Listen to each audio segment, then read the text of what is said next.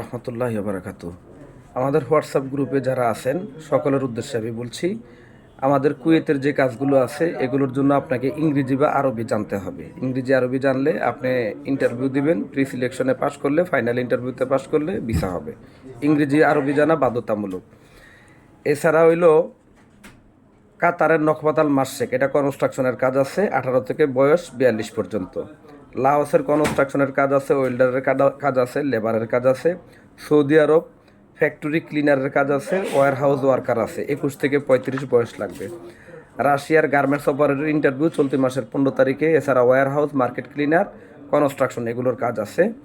তারপরে Laos sewing machine operator পুরুষ এবং মহিলা, এটার কাজ আছে 18 থেকে 40 বয়স লাগবে।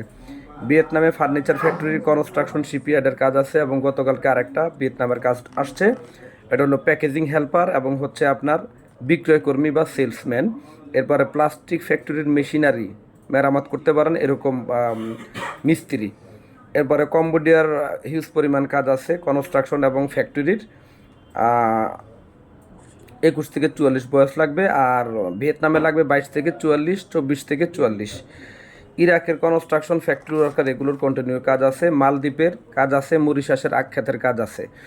মরিশাসের জন্য 27 থেকে 45, 46 বছর পর্যন্ত বয়স লাগবে।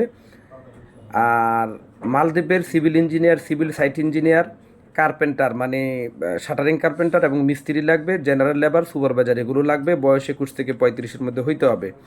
মঙ্গোলিয়ার জন্য chef, executive chef, show chef, assistant chef, barman, cashier এগুলো অবশ্যই ইংরেজি জানতে হবে এবং কাজ জানতে হবে। আর মালয়েশিয়ার জন্য তো আমাদের যে কোম্পানিগুলোর নাম দিয়ে দিচ্ছি এগুলোর জন্য আমরা বই জমা নিচ্ছি।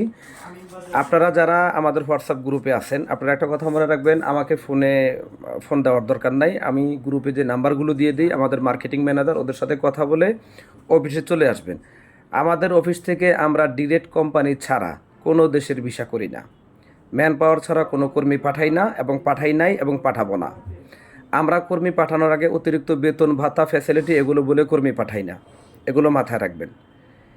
আপনারা যারা বিদেশ যাবেন অনুগ্রহ করে অফিসে এসে জেনে শুনে বুঝে সিদ্ধান্ত নিয়ে তারপরে হচ্ছে বই জমা দিবেন।